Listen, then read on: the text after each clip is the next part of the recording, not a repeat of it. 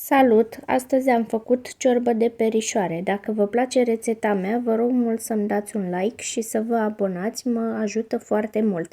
Pentru început m-am ocupat de perișoare. În 500 de grame de carne tocată de porc am adăugat sare, piper, pătrunjel și un ou și am început să amestec foarte bine.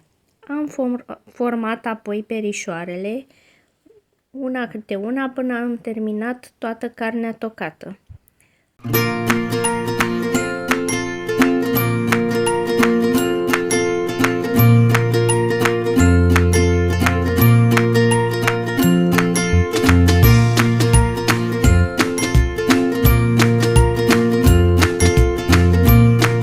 Am terminat perișoarele de format. Într-o oală cu apă fierbinte se adaugă perișoarele și se lasă aproximativ 10-15 minute sau până când ele se ridică la suprafață.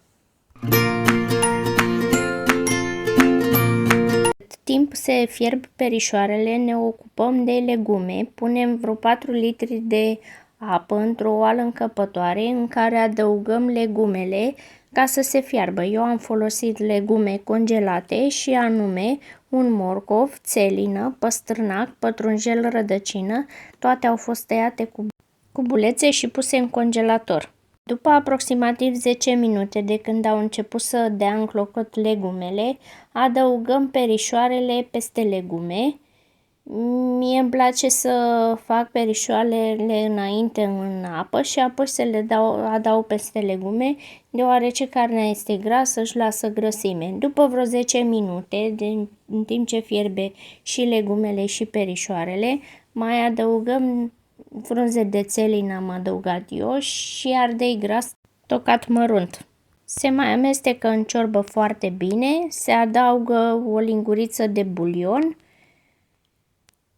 Amestecăm din nou totul foarte bine, apoi mai adăugăm după gust puțină sare, puțin piper, zeama de la o lămâie și oul bătut bine înainte.